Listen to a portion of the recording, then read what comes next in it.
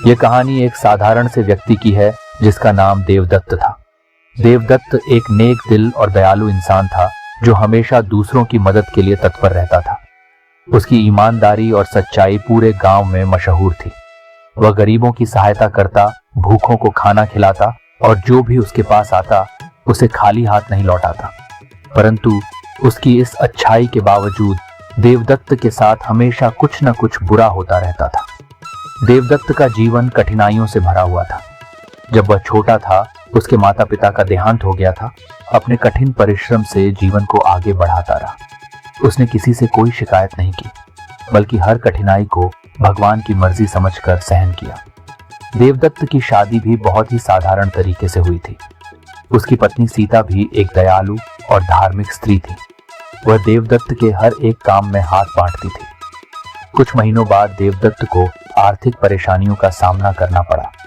उसका छोटा सा कारोबार घाटे में चला गया और उन्हें जीवनयापन के लिए मुश्किलें होने लगी। फिर भी देवदत्त ने कभी दूसरों के सामने हाथ नहीं फैलाया।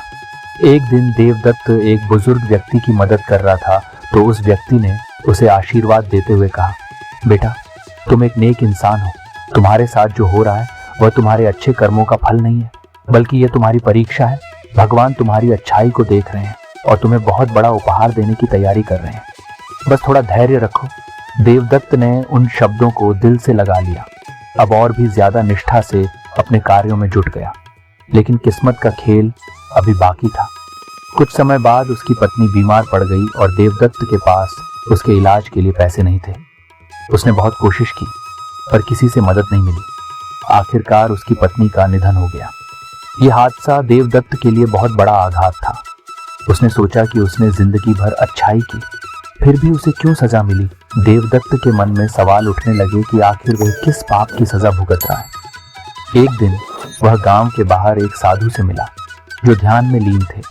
देवदत्त ने साधु से अपनी सारी परेशानियां बताई और पूछा, महाराज, मैंने कभी किसी का बुरा नहीं किया, फिर मेरे साथ ऐसा क्यों हो रहा है? साधु ने ध्यान से देवदत्त की बात सुनी और कहा, तुम्हारे साथ जो हो रहा है वह तुम्हारे पिछले जन्म के कर्मों का परिणाम है। अच्छे कर्मों का फल तुरंत नहीं मिलता, लेकिन बुरे कर्मों का फल जल्द ही दिखने लगता है। ये जीवन तुम्हारे लिए एक परीक्षा है। अगर तुम इसे धैर्य और साहस से पार कर लोगे तो तुम्हारा भविष्य उज्जवल होगा। देवदत्त ने साधु की बात समझी और अपने दुख को सहन करते हुए जीवन को फिर से शुरू किया। उसने ठान लिया कि वह किसी भी परिस्थिति में अपनी अच्छाई नहीं छोड़ेगा। कुछ समय बाद गांव के एक धनी व्यक्ति के साथ एक दुर्घटना हो गई और देवदत्त ने अपनी जान जोखिम में डालकर उसकी जान बचाई। उस धनी व्यक्ति ने देवदत्त को आभार स्वरूप बहुत कुछ धनराशि दी। एक रात जब देवदत्त अपने घर में सो रहे थे तभी किसी की हल्की आहट सुनाई दी। बाहर देखा कि दरवाजे के बाहर एक अजनबी खड़ा है। वह व्यक्ति काले कपड़ों में लिपटा हुआ था और उसकी आंखें चमक रही थी। देवदत्त ने पूछा, तुम कौन हो और इतनी रात को क्या चाहते हो? अजनबी ने एक गहरी आवाज में कहा, मैं तुम्हारी मदद करने आया हूँ। तुम्हारे जीवन में जो भी कष्ट हुए हैं उसके पीछे एक कारण है। तुम्हारी अच्छाई ने मुझे यहाँ भेजा है।